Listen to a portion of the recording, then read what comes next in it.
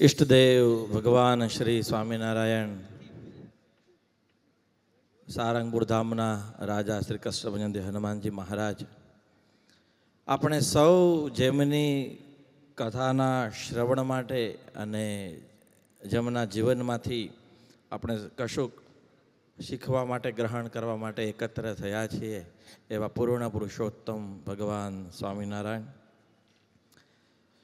પૂજ્ય ગુરુજી, પૂજ્ય શાસ્ત્રી સ્વામી, સર્વે સંતો, આપ સૌ ભક્તોને મારા ખૂબ પ્રેમથી જય સ્વામિનારાયણ. નીલકંઠ વર્ણી વન વિચરણની કથા. વર્ણીનું જીવન ખૂબ જ દિવ્ય છે, વર્ણીનું જીવન ખૂબ જ ભવ્ય છે. આધુનિક ભાષામાં કેવું હોય તો એવું કહી શકાય કે આ વાત છે માણસ બનેલા ઈશ્વરની, આ વાત છે બાળક બનેલા ઈશ્વરની. આપણે સૌ કલ્પના કરીએ છીએ અને 7 દિવસથી પૂજ્ય સ્વામીના મુખારવિંદથી શ્રવણ કરી રહ્યા છીએ કે 11 વર્ષનું બાળક 12,000 કિલોમીટરની યાત્રા કરે.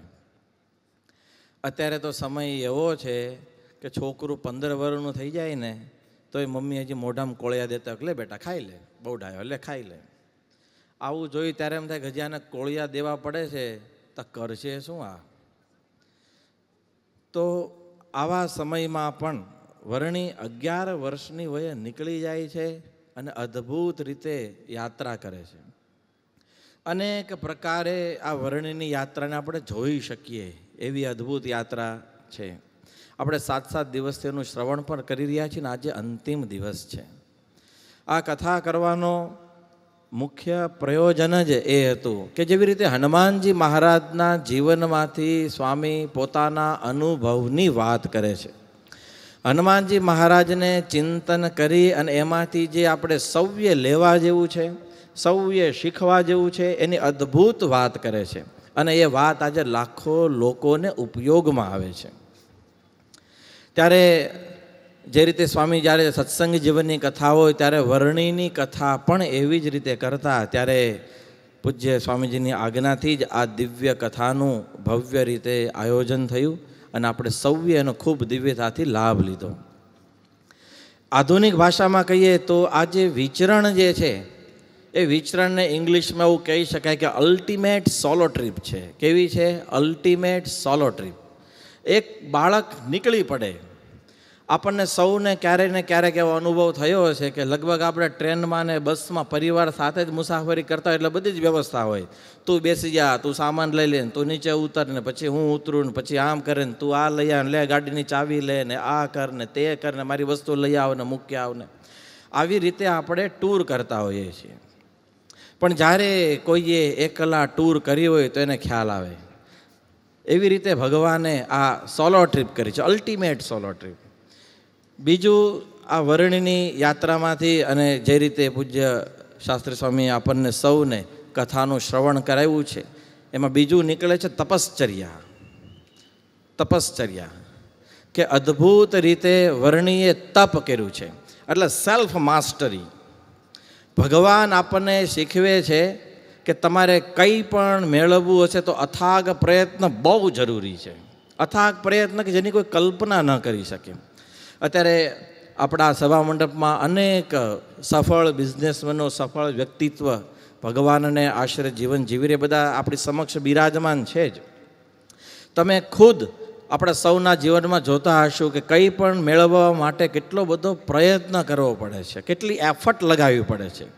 આ દુનિયામાં ઇઝીલી કાંઈ નથી મળતું, કશું જ એટલે કશું જ નથી મળતું. જેટલા દુનિયાના મોટા મોટા ગ્લોબલ પોલિટિક્સ જુઓ, કન્ટ્રી પોલિટિક્સ જુઓ, આપણા ઘરના પેલેસ પોલિટિક્સ જુઓ, એમાં પણ ઘણું બધું પ્રયત્ન કર્યા પછી જ પ્રાપ્ત થાય છે. ત્યારે વર્ણીએ શીખવે છે કે કેટલો બધો પ્રયત્ન કર્યો ત્યારે ભગવાન સૂર્યનારાયણ પ્રસન્ન થયા. તો આવી અદ્ભુત વાત એ વર્ણીના જીવનમાંથી આપણને શીખવા મળે. અને ત્રીજું છે કે ક્વોલિટી ઇન્ક્વાયરી. હંમેશા શ્રેષ્ઠતાના પ્રશ્નો આપણા જીવનમાં જો જાગતા રહે. ભગવાને 5 પ્રશ્નો નક્કી કર્યા હતા: જીવ, ઈશ્વર, માયા, બ્રહ્મ અને પરબ્રહ્મ. બધાને પૂછતા કે ક્યાંકથી અધૂરા આન્સર મળે, ક્યાંકથી પૂર્ણ આન્સર મળે, ક્યાંકથી કંઈ મળે જ નહીં, પણ છતાં એણે સેલ્ફ ઇન્ક્વાયરી, ગુડ ઇન્ક્વાયરી, સારી ઇન્ક્વાયરી એણે હંમેશા શરૂ રાખી. વરિણના જીવનમાંથી પૂજ્ય સ્વામી આપણને શીખવે છે કેવી રીતે હાર્ડવર્ક કરવું, કેવી રીતે આપણે મનને મક્કમ બનાવવું. આપણે સૌએ ચરિત્રમાં જોયું કે રાજા મહારાજાઓ મળે, એમને પ્રલોભન આપે તો વરણી અટકે નહીં. બધી જ જગ્યાએ જાય, સારું બી જોવે, નરસું પણ જોવે, પણ વરણી પોતાના ધ્યેયમાં એકદમ મસ્ત રહે.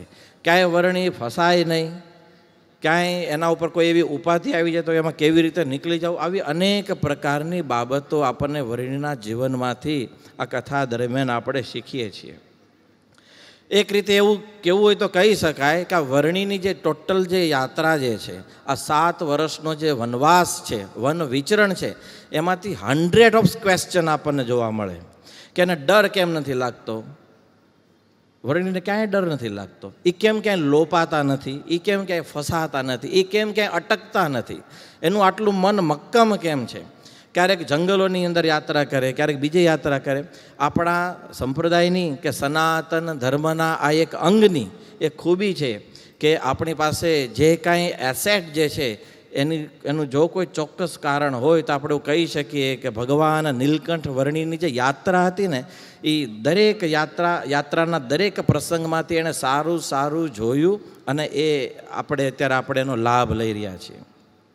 તમે મોટું મોટું જુઓ કે આપણા મંદિરોની અંદર જે દેવો પધરાવેલા છે, ગોપીનાથજી મહારાજ, લક્ષ્મીનારાયણ દેવ, નરનારાયણ દેવ, આ દેવના નામ, આ દેવની ઉપાસના ભગવાન સ્વામિનારાયણ વૃંદાવનમાંથી લઈ આવ્યા.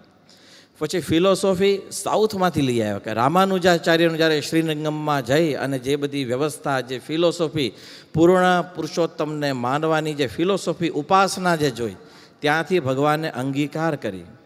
અનેકવિધ પ્રવૃત્તિઓ, આ ગુરુ શિષ્ય પરંપરા ચાલ્યા જ કરે. આવું બધું જ આપણા સંપ્રદાયમાં જે કંઈ શ્રેષ્ઠ છે એ ભગવાન નીલકંઠ વર્ણીએ જ્યાં જ્યાં ગયા ત્યાંથી સારું સારું લઈ અને ઇમ્પ્લિમેન્ટેશન કરી અને આ સંપ્રદાયની એવી અદ્ભુત સ્થાપના કરી છે.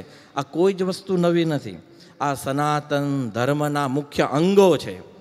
માથામાં શિખા રાખવી, કપાળમાં ચાંદલો કરવો, ગળામાં કંઠી ધારણ કરવી, ભગવા વસ્ત્ર પહેરવા, સવારમાં ઉઠીને ભગવાનનું સ્મરણ કરવું, 5 માનસી પૂજા કરવી, પૂર્ણ પુરુષોત્તમ નારાયણનું ભજન કરવું, આ સનાતન ધર્મની મુખ્ય બાબતો છે. અને એને જ અનુસરી અને આજે આપણે લાખો કરોડો લોકો ભજન કરી રહ્યા છે. આ વર્ણીનું દેશી ભાષામાં, આધુનિક ભાષામાં કહીએ ને તો R&D છે, રિસર્ચ એન્ડ ડેવલપમેન્ટ છે, કે એને પોતાની યાત્રા દરમિયાન જે જોયું એ બધું જ આપણને શ્રવણ કરવા મળે છે. સ્વામીની કથામાંથી આજે હજારો લોકો શીખતા હોય ત્યારે મને ચોક્કસ કહેવાનું મન થાય કે દરેક ચરિત્રમાં સ્વામી પોતાનો અનુભવ શેર કરે છે, પોતાના અનુભવની વાત કરે છે. અને અમે તો જોયું છે, તમને સૌને ખ્યાલ હશે કે પૂજ્ય શાસ્ત્રી સ્વામી દર વર્ષે એક ઇન્ટરનેશનલ ટૂર કરે કથાની અને એક નેશનલ ટૂર કરે, કે દર વર્ષે ક્યારેક ને ક્યારેક બધા યાત્રાધામોમાં જવાનું અને ત્યાં જઈને કથા વાર્તા કરવાની.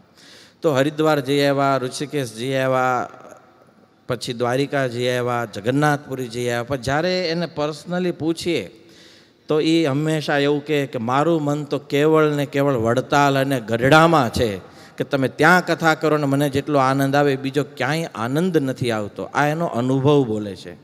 ભગવાન સ્વામિનારાયણ પ્રત્યે એનું જે 100% જે ડેડિકેશન છે એ આ અનુભવની વાત છે અને એ અનુભવની આ કથા છે. અને એટલા માટે જ આ કથા આપણને સૌને ચોક્કસ એક સારો માર્ગ બતાવે છે. આપણી અવસ્થા કોઈ પણ હોય, આપણું પ્રોફેશન કોઈ પણ હોય, પણ હરેક જગ્યાએ આ વર્ણીનું જીવન આપણને સૌને પ્રેરણા આપે છે. એટલે જો ને તમારી આજુબાજુમાં બધા જે બોર્ડ બેનરો જે માર્યા છે એને કોઈ વાંચે ને તો પણ અંદરથી એનામાં જાગૃતિ આવે કે ભક્તિના 5 સૂત્રો કયા છે, વ્યવહારમાં વર્ણીના જીવનમાંથી વ્યવહાર કેવો શીખીએ, વ્યક્તિત્વ વિકાસ કેવી રીતે કરીએ, આપણે સમાજમાં, જીવનમાં, વ્યક્તિગત વિકાસમાં આગળ વધવું હોય ત્યારે વર્ણીના જીવનમાંથી આપણે કેવી રીતે પ્રેરણા લઈએ. એવી જ અદ્ભુત કથા જ્યારે પૂજ્ય સ્વામી કરી રહ્યા હોય. આજે અંતિમ દિવસ છે. યજમાનોએ, સ્વયંસેવકોએ બધાએ અદ્ભુત રીતે સેવા કરી ત્યારે આ સરસ અને દિવ્ય માહોલ છે કે જેમાં કથા શ્રવણ કરવાનું મન થાય. એક અફસોસ રહેશે કે પ્રભુએ કીધું હતું કે શ્રોતાજનો મારાથી ખાલી 10 ફૂટ દૂર હોવા જોઈએ, બહુ વધારે શ્રોતા નહીં.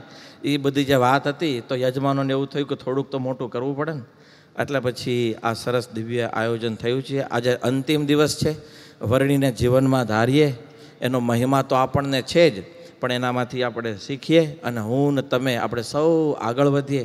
આપણા વ્યક્તિત્વ વિકાસથી માંડી અને આપણા ભગવાન આપણે જે રીતે ભજન કરીએ છીએ, જીવન જીવીએ છીએ, એની અંદર આપણે ઇમ્પ્લિમેન્ટેશન કરીએ અને ભગવાનને રાજી કરીએ. એ જ અભ્યર્થના સાથે મારી વાણીને વિરમું છું. બોલો સહજાનંદ સ્વામી મહારાજની.